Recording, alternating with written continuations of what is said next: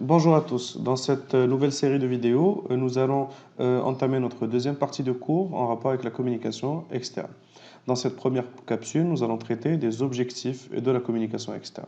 Alors, la communication externe s'adresse à différents publics, les clients, les consommateurs, les citoyens, les pouvoirs publics, les journalistes, les partenaires, les décideurs, les fournisseurs, les investisseurs, bref, tout acteur de l'environnement de l'entreprise avec lequel une organisation, une entreprise doit tenir une relation, doit maintenir un contact et donc avec lesquels elle doit communiquer.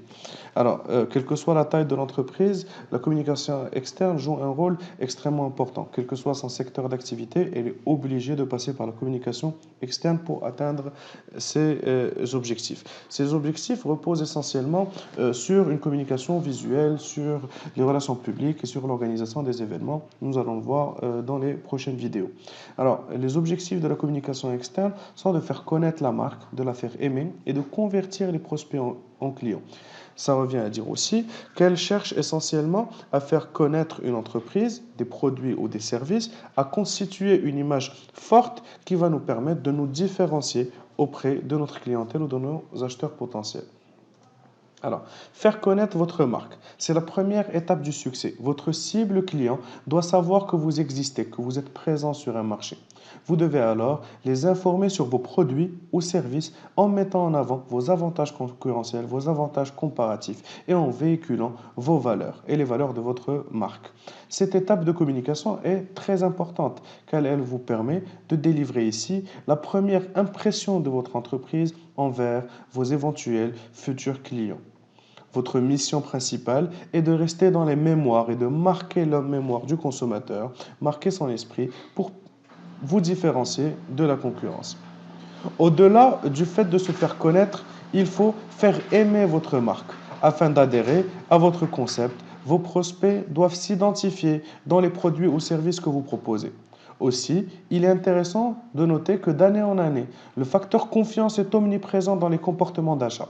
Les acheteurs, de plus en plus méfiants à l'égard des marques, à l'égard des publicités, à l'égard des communications, doivent se sentir de plus en plus en sécurité, en confiance, avant de passer à l'acte d'achat.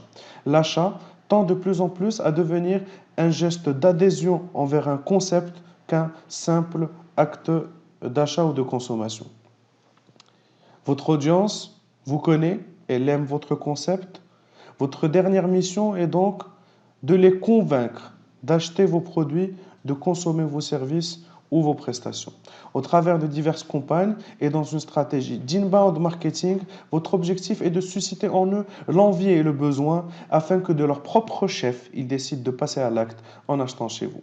Alors, l'idée de cette stratégie d'inbound marketing ou de marketing entrant, à l'inverse du marketing sortant, et non, ce n'est pas d'aller chercher les consommateurs ou les clients à travers des actions de publicité, mais au contraire de créer un contenu attractif qui va permettre d'attirer le consommateur vers vous, d'attirer le client vers vous et de le faire adhérer à vos concepts avant de passer à l'acte d'achat.